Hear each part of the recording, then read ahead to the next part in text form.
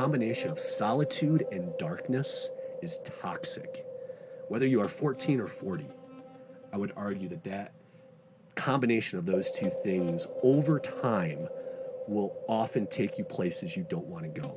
We build environments that create a certain mood, and kids respond to certain environments different ways. The theme of the environment is sort of sets a kid up for the type of behavior that you'll typically see in that kid. Where kids use technology often dictates how they use technology.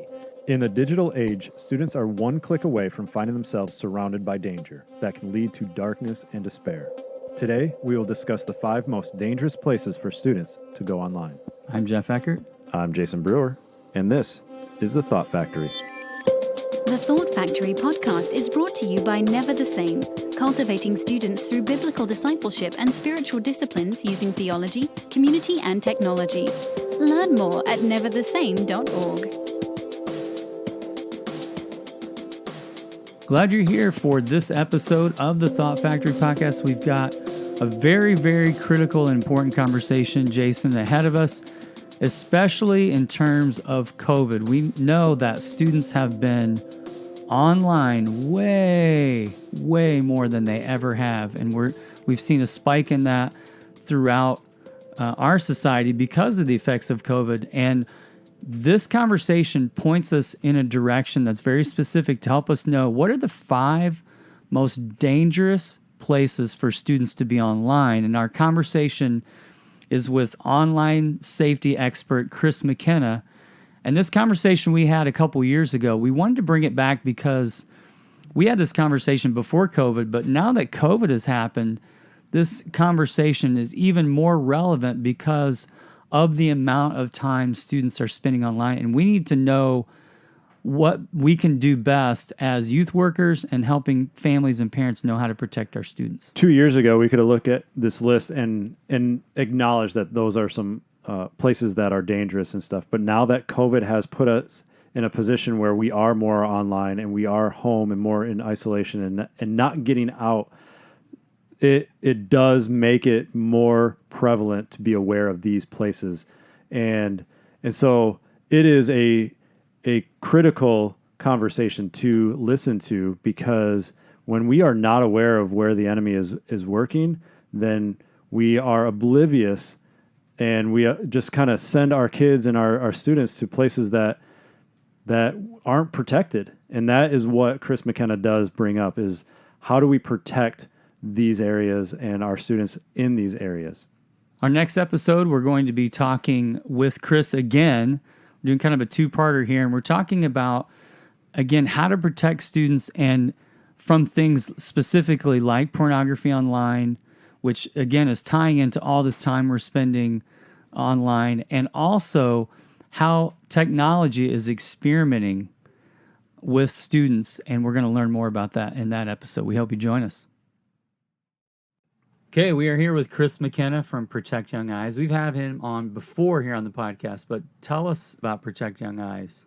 Thanks, Jeff. Hey, Jayson. Hello, Chris. Happy Welcome. to be back. Yeah, thanks, guys. Did I say Chris McKenna? I don't think I did. You did? Did I? I heard it. Okay, good. Yeah. Sometimes you aren't aware of your own vocal cords. Okay, yeah. Right. So protectyoungeyes.com is a website that we want to be free and available to as many adults who protect kids as possible. We work tirelessly to be constantly combing the internet for trends. The 2 primary concerns we heard from parents over the years is, I don't know where to go and I don't have time to find out. So the website was built as a way to resolve those 2 problems. And I would say youth pastors at times have probably those same 2 obstacles, right? Because their plates are full. So again, whether you're leading ministry or whether you're leading a home or both, we want that website to be a place where you investigate apps, devices, parental controls, trends, whatever it is. You have one spot to start, and then from there we'll send you to other places, but it's a clearinghouse for the best content that's out there. And then we use that as then a springboard then to work with hundreds of schools and churches to present, to speak to parents, to speak to educators, both in person, and we also have a digital curriculum that is used in small group settings and also in the classroom to talk about digital citizenship in a God-honoring way. So, ProtectYoungEyes.com, we highly encourage you. You need to be on this website. You need to subscribe to your email. you always have great information out there. We appreciate it. Yeah, thanks, guys. It's obviously you've met a lot of needs out there, like you've talked about, and I know for us in the ministries that we're involved in with NTS Camp and some other things, we've wanted to openly promote what you're doing because it is so important. It's unique. You're right on the leading edge of this very important movement that's happening in our culture and society with students. So thanks for taking that leap of faith a few years ago to jump out and do that. It's been great to watch. Thanks, Jeff. Yeah, you really have grown even in the number of years that we've been in relationship and just working together. And I see you as an expert in the tech digital world in protecting adolescents and students and kids to be able to, as we integrate smartphones and screens more and more into our lives and what that looks like, to be able to say, here are some things to be aware of and to protect the students that we're working with. And really, we look to you as an expert in this digital realm. Yeah, thank you. Well, and I want people to hear very clearly that we are pro-technology, right? We want technology to be a part of kids' lives, but at the right time when kids are ready. And I think sometimes there's a misunderstanding as to what internet safety organizations like ours are about. And it's not about bubble wrapping kids and saying that it's all evil. There are many God-honoring ways in which kids can embrace technology. We just need to teach them that. So it's great to be back. I don't know how many times I've been with you guys, but I bet if I were to look through my history that I would see success at Protect Young Eyes in direct relationship to my visits here to the podcast. So Hey, that's good. We hope that's true. Yeah. I think what you just said, about bubble wrapping kids and about using technology, in our mission statement of our organization, we say that we want to shape students using theology, community, and technology. super. And it's impossible these days to think about influencing students without technology being in the mix, right? It has to be in there. And I was thinking about a conversation I had a few years ago with someone about digital Bibles. Mm-hmm. And how the conversation definitely was shaped, centuries ago with the Gutenberg press. And there was that fight in the church about we want to keep the Bible to ourselves so that we can deliver it in the way that we think's best. The internet's obviously changed everything about information delivery, but for anyone out there listening to this, it's saying more on the bubble wrap side, we just have to understand that it's a reality. Whether or not a kid has even a smartphone, they're influenced by technology. And that's why we love your approach. It's not a reactive approach, but it's more of a proactive and a hope-filled approach. That's one of the things I think what we love so much about you and why we love to promote what you're doing. So you did an article recently, and you do this talk about the 5 most dangerous places for kids to be online. So let's go through those, because youth workers, parents listening to this, being aware of these environments is important. So let's just go through the list. The 5 most dangerous places for kids to be online. Yeah, location is important. I think anybody who's in youth ministry would appreciate the significance of environment. We build, when I was in ministry, we build environments that create a certain mood. And kids respond to certain environments different ways, right? If you want a sense of holiness or of fun or whatever the theme of the environment is, sort of sets a kid up for the type of behavior that you'll typically see in that kid. So what we say to parents is where kids use technology often dictates how they use technology. And so sometimes I've heard people say, I work a lot both in Christian non-Catholic schools and also in Catholic schools, but a phrase you'll sometimes hear in the Catholic Church is to avoid the near occasion of sin. In other words, don't put yourself in environments where the opportunity or the temptation is greater than other places. And I would say the same is true with technology, because technology has a way of just pulling us in, and we don't need environment to facilitate what technology already does to create temptation. So the 5 places that we talk to parents about, first is bedrooms. That I don't know how many times when I was in youth ministry, I was counseling or speaking to a family in a situation, I was dealing with some behavior, a digital behavior. It almost always happened predominantly in the bedroom. Like if a kid is going to make poor choices online, it's probably going to be in their room more often than not, because it's where they feel the safest. It's their kingdom, their domain. This is my spot. And often they're in their room at night. And so I would argue that the combination of those two things, for anybody who struggled with any sort of digital behavior that wasn't healthy, the combination of solitude and darkness is toxic. Whether you are 14 or 40, I would argue that that combination of those two things over time will often take you places you don't want to go. And especially for a young person. So the bedroom is one location. That's the first location. What would be the second location? Well, in our culture of selfies and taking pictures, mirror shots, so to speak, I would say the bathroom is another place. And that's not just at school or not just in other places, like the bathroom at home. And your kid might push back and say, well, I listen to my phone for music while I'm getting ready in the morning. Okay, great, then get them an Echo or get them something else. But I don't want internet access in the bathroom, if at all possible. Find some other way to provide music if that's the primary pushback. I just don't think that it's necessary to have access to the rest of the world while I'm in this place where typically personal, private things are going on. You know, we just continue to speak to or hear from parents, and particularly like school leaders, that bathrooms are a huge problem spot for them. For schools that have not outlawed smartphones, more and more are, but for schools that have not, that's a problem area. Because they're not only just taking selfies, but they are revealing private aspects of their body, right? Or of others. Of right? others. Yeah. And when they have internet access, it can get uploaded and dispersed very quickly. Yeah, one click. Even good kids are just one click away from life change. I mean, that's just a really, I think, important thing to keep in mind. So yeah, and you think about it in terms of school, so they're going in there, and from a school official's perspective, even the amount of time, it's going to extend the amount of time you're out of class because you're in there catching up on your social media, doing whatever, and no one really knows what's going on in their lives. Yeah, interesting. Okay. Well, after the break, we will find out the rest of the list, the other 3 places that are dangerous for students to be online right after this.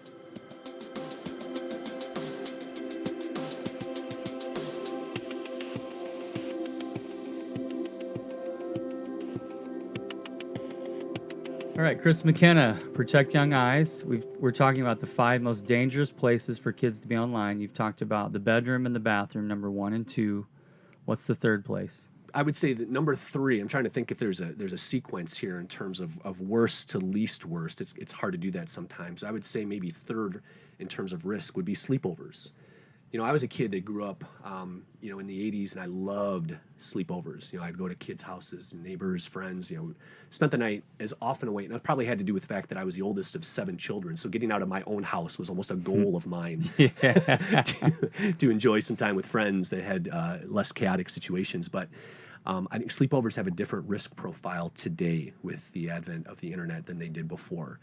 And again, it gets to the point of they're with a group of friends, they're up late, there are fewer rules when it comes to sleepovers, they're typically less supervised, and all of that just creates, again, these sort of toxic temptations that a lot of kids, and we all know, working with kids, wisdom isn't always the top of their gifts at that age. Neurology would support why that is in terms of their brain development. You're saying it in a very nice way. I would put wisdom probably at the bottom of the list. having students of my own, right? Yeah, non-existent, not on the list left yet. outside. If they have any, it's a bonus. But there's a lot of neurology that would prove to us, the reasons why, right? Their brains just aren't shaped in a way in the front yet to make those sort of should I kind of decisions. So again, it's an environment that I think just is ripe for making poor choices. Well, you're also inviting in a level of influence with their friends. And so when they're together with their friends, the influence of behavior starts to increase instead of when they're by themselves in the bedroom. Definitely. And the risk multiplies when you put more kids together. One of the problems that sometimes comes up, it's a different post, is you may have your house network locked down and your own kid's device is maybe controlled with Circle or Covenant Eyes or something. But when you bring kids in, if you're not confiscating those phones, you now have data plans that are not navigated by or governed by the network controls you have. That kids are exposing other kids at sleepovers to pornographic or other content. And we've seen that lead to some pretty heartbreaking behaviors, of kids experimenting and just really getting into spots that have been horrible. So it's sometimes that risk that enters your house that you really lose sight of, what that can look like. So And I tell you, as a parent, this is one of the most difficult things to navigate, because with our kids, sleepovers, even like when our kids were younger, and it was during a time when the internet was still, in its birth phase, we thought about different things. We thought about, their interaction with the parents. Do we trust the parents, because, lots of abuse happens during sleepovers. But this opened up a whole nother area, because then it comes down to, for example, our encouragement for our daughters to have, friends that aren't believers, to be ministering to these people and families. And then, but now you're putting them in that environment as a parent, and the conversations that you have to have with other parents and with your kids, where you can't, explain to them exactly and explicitly why you don't want them over there, but you have that gut feeling as a parent, like, I don't know if I can really, in good conscience, allow my kid to stay there. And I think, Chris, I want to talk about that for a minute, because I think as parents, what do we do on that end to go, it seems really rude, like, hey, my daughter can stay at your house, but I want all the kids' phones collected. You can't impose your rules or ideas on them, but you still want them to be socially engaged, because I think the other side of it is, the wisdom as a parent to go, I want to protect them. I also want them socially engaged as well, so they're not always the odd person out. You know what I'm saying? So what do you do with that? I want to push back just a little bit on the idea that it's rude. And I know you weren't saying this necessarily, but I push back a little bit on the fear that I think we have about this idea that it's rude, that I can't impose my thoughts or rules about internet safety on someone else's home.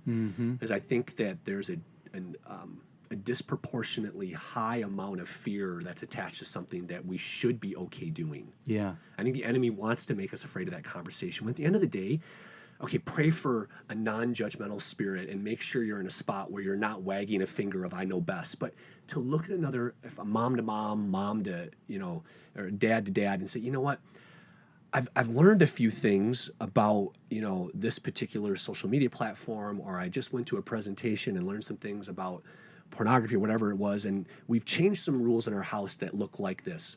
I'm trying to put my kid in environments that mirror some of these things. Now, I know every house does things differently, but could you just give me a little bit of comfort around, if my daughter is going to be spending time with yours, what kind of devices do you have? I'm not trying to say you've got to take them all away. I just give me some information so that I can make an accurate risk assessment about where I'm putting my daughter. That doesn't mean that if I don't like everything you tell me, she can't play with your kid or spend time with your kid. It's just that I may come to that conclusion, but I may instead, before my daughter or my son goes over there, say to him or her, you know what, in their house, these are the things that are present. And if you saw this, or if this thing happened, here's what I would like you to do. And give them the tools to know what to do when things happen. Go through all the if and thens, and then give them what they should actually do so they're not stuck and floundering. So I think it's okay to ask for a little more information about the places where our kids are spending time, especially, in times like summer break or Christmas break, where kids are spending a lot more time with each other. I mean, when I was a kid, my parents, and I think I've said this on other podcasts maybe, but my parents just kind of needed to know one thing. Do you have Showtime, Cinemax, or HBO? And if the answer to that question was no, then I was pretty much okay to go over to their house. The risk of spending time at someone else's home today because of the internet is not so much that you don't trust that family. You don't trust that every single internet-ready device in that house is connected to 100 million people. Right. So the risk profile is changed when kids get together. And I think all parents would generally agree with that it's not you calling out their house, it's calling out the culture we live in, and just wanting to make decisions for my own kid that doesn't put them in a spot where they could get into trouble. Well, even the screen that you're talking about, the television, of asking about the cable networks that are available on television are not interactive like the internet. Yeah. You're not interacting with those actors and actresses. You're not interacting with the scene. But with the internet, you start to interact with people and live, scenarios that could cause them harm. So you're trying to protect them from things that they shouldn't see for television, but it's now things that they shouldn't say and do and see and just be exposed to. So the internet is so much grander than protecting somebody from paid cable. Yeah, that's good. I appreciate that, Chris, because I think what I just felt like, even in what you said, is you kind of gave me permission to go, hey, you can have that conversation. Because I tell you, like, it goes back to one of the things that came to mind as you were talking. You have this phrase, I'll say it and then you say it the right way, but you in your language, but you've said there's no such thing as passive parenting in the digital age. You right? got it. Yeah. Did I say it right? You did. Yeah. If you don't talk to them, Dr. Google will. That's the rest of it. Yeah. So I think that's good. I think it's a good reminder for youth workers listening to this to be coaching parents. How do you have those conversations? Because a lot of parents, that's not even on their radar to be thinking about their safety like that. So the sleepover thing, that one was good. I know as a parent, I've thought of it as well, but having it on the list was great. So that's 3. Number 4, school buses, right? The school bus. You talk about an environment with a horrible adult to kid ratio. Think of a school bus. And not only is there maybe one adult, but they're not watching the kids. Right. They're trying to drive a bus. right? Yeah. Which is not easy to do. Which is not easy to it's do. not. And so and that's not meant to be disparaging towards bus drivers at all, because what an admirable spot. You know, we need awesome, good bus drivers. But at the same time, I don't understand why schools that say this is our digital policy, no cell phones in the classroom, whatever it is, you can then go to the transportation page of those same schools and they'll say, well, the school bus is an extension of the classroom. We try to have the same, but they don't enforce any of the same rules on the bus. And you talk about an age gap that goes on, right? You've got kindergartners on that bus. You've got 8th graders on that bus. You've got 11th graders who are grounded from their car on that bus, right? And so you've got this wide range of kids with data plans and all these different scenarios that can go on, right? Even with something as simple as AirDrop on an iPhone, where all you gotta do is pull up AirDrop, and anybody who's got it enabled on their phone, you don't have to be friends with them or anything. You can drop them whatever picture you want. And I've heard that as a prank on buses, that they'll just AirDrop some nasty photo to all the iPhones on the bus. It's one of those spots where I wish more school administrators would step in. Now, that is not a popular stance, because honestly, for some of the bus drivers, the phones keep the kids busy. I get that. Right. I mean, and if you take that away in a culture where kids depend on that for their stimulation, all they're going to do is then get into trouble if they're not being occupied by the phone. So I don't know what the exact right answer there is. I just know that it's an environment that is ripe for inappropriate digital behavior. And so if you have a kid who rides the bus, it gets back to kind of the pornography topic. When parents ask me about when to talk to kids about porn, I look at them and I say, a couple of things. But one of the things I say is, if your kid rides a school bus and they're in kindergarten, then they need to know the word. Wow. Mm-hmm. I'd rather they hear it from you in a loving conversation than from the 8th grader in the front who's showing his friend his favorite porn. Yeah. Unbelievable. I know. Like, my kids have been in that scenario where they were elementary riding a bus with high school kids.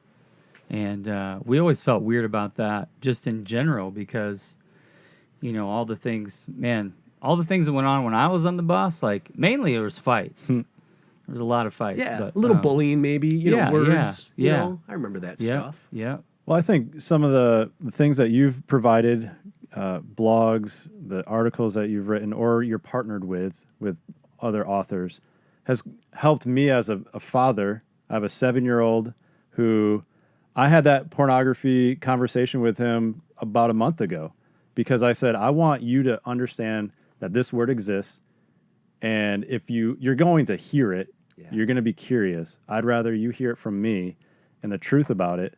And yeah, he's 7 years old, but you have caused me to have the boldness to have that conversation, because knowing what the dangers are if I just allow a classmate, a neighbor, somebody who has an older brother or sister who just says it when he's hanging out with friends that are his age. I just don't know. So it's allowed me to have confidence in having that conversation, saying, yeah, it seems young, but it just seems like there's more push to expose younger children to that and get them hooked.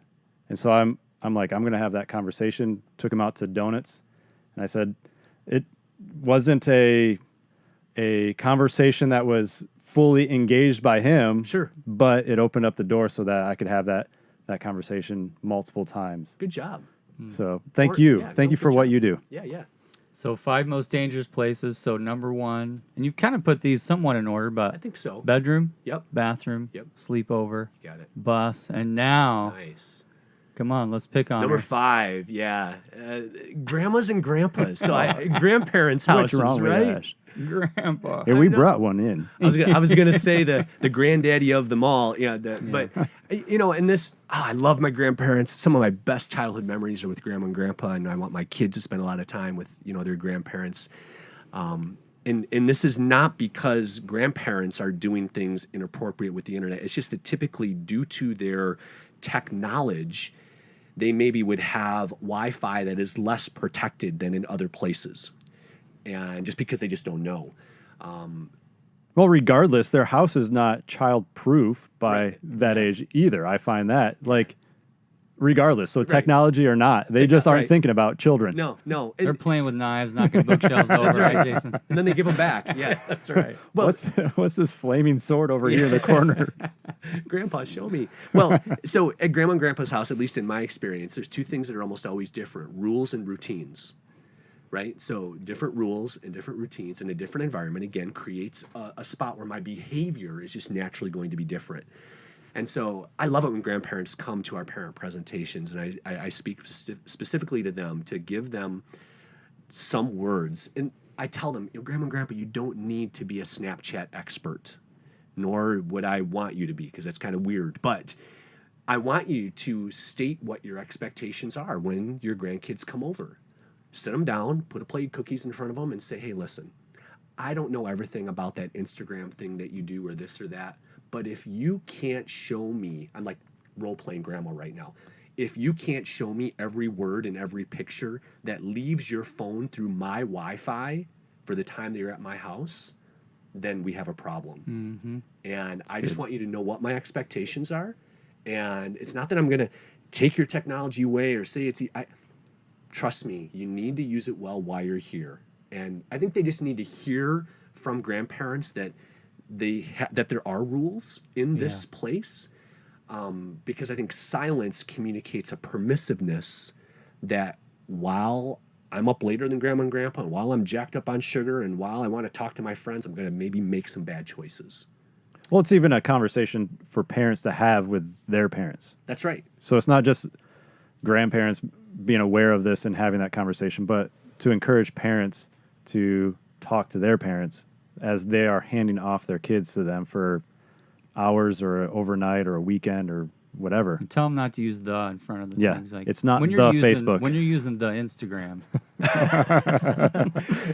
Well, and parents are sometimes the problem, because why does the kid have the device? Because mom and dad have decided that they have to stay in touch with their kid all the time. Yeah. So they've often given their child a device to go over to grandma's and grandpa's house. Make sure that whatever device you put in your kid's hands creates a safe experience for that child. Right. In addition to, wanting to text them while they're away. So That's excellent. And of all those, listing those in those orders, let's talk to youth workers here for a minute. They're listening to this. Youth workers, what's 1 or 2 things you would say to them about what they can do in regards to this list? Well, obviously, we're having kids in our church environments and spaces. So if you just think of environments in terms of sort of risk, just be asking yourselves, where are the places that could have a combination of solitude, darkness, whatever those factors are, look at the places where kids are spending time in your building, even bathrooms, right, whatever it is, and just make sure that your events are not increasing digital risk. And I would also say to make your, state your expectations, just like we said for Grandma and Grandpa, state them very clearly at the front of all events. And, thirdly, make sure mom and dads know that while they're sending their kids to whatever events that you have, that the kids are entering spaces with a certain understanding, right? That's why what you guys are doing to, equip youth pastors who can then teach parents, because often youth pastors are dealing with problems that enter their spaces that didn't originate with them, right? The fact that a kid has an unprotected cell phone at the confirmation retreat really isn't the fault of the youth pastor. It's really the fault of parents who sent the kid to the confirmation retreat with that phone. And so again, and I know this is somewhat of a broken record, but just intentionally, persistently, consistently teaching families how to protect their kids so that you receive kids who have an understanding as to what that looks like. Yeah, we talk about that in terms of NTS camp. We've got thousands of students from all over the country coming to NTS, and we've made it a point in our communication we don't talk about a lot of things with parents in terms of like telling them what to do, but we do advise them and say, consider not allowing your student to have a phone just because of the amount of distraction. You're in those special environments, and man, it can, as you know, they can derail so fast. It's funny, one of the college venues that we were at, their internet service provider called the college and said, what's going on at your school? Because this week, every night between like about midnight and 2, your usage is like through the roof, and it's all these kids streaming Netflix and whatever, Oh my gosh! So we're dealing with it on that end too. What we found for our environment is we want the least amount of distractions. And rather than trying to police every single situation, we've just found it easier. And we know that we can't really enforce that. We don't want to get into that battle with parents. But what we say is we strongly advise you to just let your kids disconnect for a week, and here's why. Hopefully we're making a difference there. As we talk about places to avoid when going online and removing phones from our ministry environment to eliminate distractions, like Chris mentioned earlier, we are not anti-technology. We are not condemning the use of it.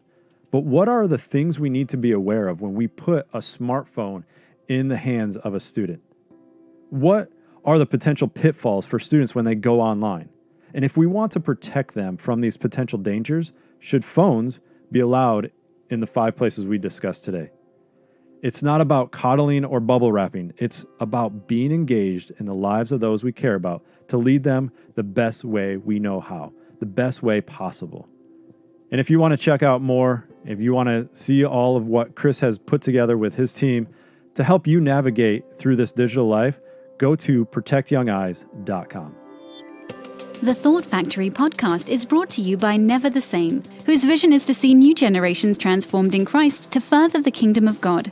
Learn more at neverthesame.org.